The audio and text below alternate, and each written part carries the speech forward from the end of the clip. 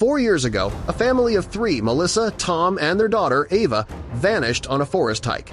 I'm Jake. This weekend, I went back to the same trail to write a follow-up for my blog. Near a blind curve, we spotted a swollen old tree wrapped in pale fungus, like cotton pulled thin and wet. The air tasted sweet, and the bark felt warm through my glove. I said we should mark it and call it in, but the threads seemed to pull toward my hand. Then the fungus shifted, showing a small outline deep in the wood, and I heard a child's voice whisper my name. Before we start, smash the like button and make sure to subscribe if you haven't, and hit that notification bell so that you won't miss any new stories. I jerked my hand back and stepped away. "Nora, back 2 steps," I said. "Luis, give me space." I opened the GPS app, dropped a pin, and named the point. The blue dot snapped over the curve. I read the lat long aloud while Nora watched the path. Luis lifted his bandana over his face. "Tag it and move uphill," he said. The air tasted sugary. I saved the waypoint and waved them up the trail. I held my phone steady and filmed 10 seconds of the trunk and the white threads. "Okay, that's enough," Nora said. I hit dial. "County Dispatch," Sonia speaking. "Hi, this is Jake Mercer. We're on Ridge Loop, near the mile 3 marker," I said. I read the coordinates and added, "Blind curve with a rotted log on the inside bend, 20 yards past a fallen sign." "Copy," Sonia replied. "Any injuries?" "No, we established distance and gloves." We turned and watched the threads lose their reach and settle against the bark. "It eased when we moved," Nora noted. Sonia patched another voice through. "Ranger Reed here. Who's primary on scene?" "Jake Mercer," I said. "We're on Ridge Loop, mile 3. "All right, Jake," Reed said. "I need clear photos, precise GPS, and a marked perimeter. Stay uphill and upwind. No touching, no scraping, no samples." "Copy," I said. Nora lifted the camera. "Wide and close?" she asked. "Yes," Reed replied. "Include a scale, glove or flagging. Text everything to this number. I'm en route." "Understood," I said. I pulled orange flagging from my pack and tied strips to saplings in a wide loop. "Time is 2:18, Nora said, writing in her notebook. "Log it," I replied. The whisper came again from the curve, soft and short. "Jake," it said. Luis raised his hand. I heard that. I opened the voice recorder and held my phone toward the wind. The sound came once more. I tapped save and named the file, then tightened the loop wider. Derek and Maya rounded the bend with day packs swinging. I threw up a hand. "Stop there," I called. They halted at the stones. "Trail's closed ahead," I said. "Why?" "We're on a schedule," Derek answered. Nora pointed downhill. "Unknown growth on a tree. Rangers on the way. Please wait uphill with us." Maya glanced at the white threads and backed up. "Is it toxic?" "We're not taking chances," Luis said. "Masks if you have them. Keep distance from the curve." Luis hauled fist-sized stones and set a clear line across the track. "Make it obvious," he said. Nora pulled a marker and a scrap of cardboard from her pack. She wrote in big letters, "Do not approach. Health hazard. Ranger en route." She taped it to a trekking pole and planted it beside the rocks. My phone buzzed. "Read. Eat a 40 minutes. Hold uphill. Keep 10 meters minimum. Do not disturb sight." I replied, "Copy. Perimeter set. 5 people total." He sent another. "Keep facing breeze. No eating or drinking. Log any changes. If anyone feels off, move farther uphill." "Got it," I wrote. We hiked back to the junction sign by the creek. 2 runners, Caleb and Nina, came fast from the lot with earbuds in. I waved both arms until they slowed. "Keep moving past the next bend," I said. "Ranger on scene ahead. Don't stop or touch anything on the inside curve." Caleb pulled a bud out. "Hazard?" "Unknown growth," Nora said. "Use the outer edge and keep your pace." They nodded, bumped elbows with each other, and jogged on. Ranger Reed and EMT Karen rolled up in a green pickup and killed the engine.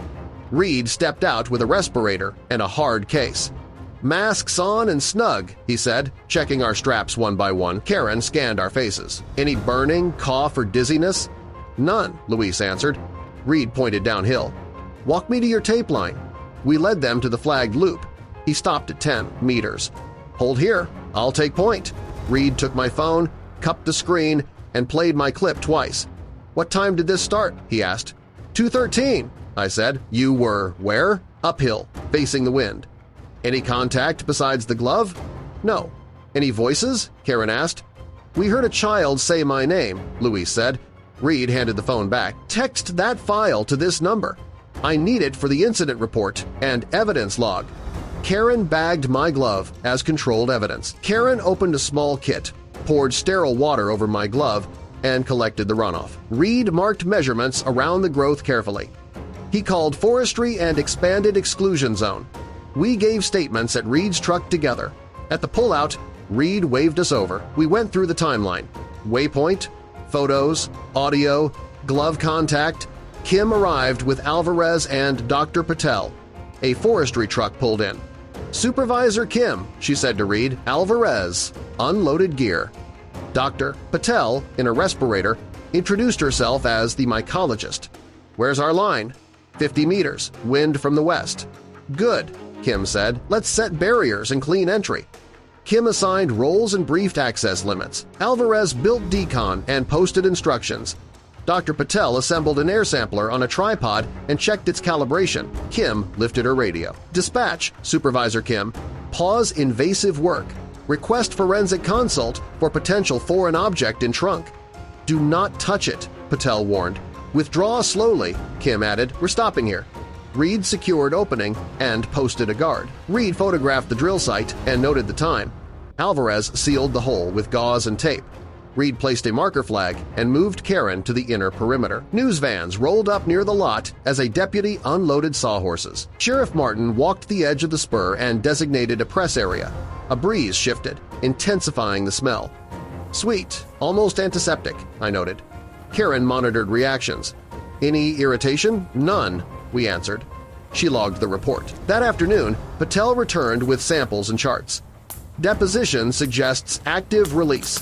Suspend drilling until dispersal is modeled," she told Kim. "No drilling," Kim confirmed and relayed the order via radio. Patel planned new tests. "We'll sample again at varied heights and times." Patel and Alvarez set new traps, some at chest level, others lower. She labeled everything and synced timers. "Heavier deposition in the previously marked zone," she noted. Reed logged placements and reinforced, "No crossing the inner line." Martin instructed Alvarez to raise the light tower at dusk. After sunset, generators hummed steadily. Reed and Lila patrolled with flashlights. Under the canopy, I monitored audio levels. I labeled recordings by hour and location. Ridge Loop, Outer Line, East Cone, 2,200. Each hour, I swapped cards, marked wind direction, and sealed the bags. Around 10, a woman arrived coughing. "Just a tickle," she said. Karen guided her to the tailgate and checked vitals. "Oxygen 97, pulse 82. She gave her water. "Any sweet taste?" "Maybe a little." Karen noted it. "I recommend you head out early and monitor overnight." At dawn, Reed gathered the team, masks sealed, upwind only. No tape crossing without clearance. A whisper returned and audio boosted again. A faint voice rose from the bend. "Increase input," Reed said. Alvarez advanced 3 more turns. A round glass surface, dulled by a thin coating, flashed our lights. "Camera lens," Dr. Patel said. Reed held a scale beside it.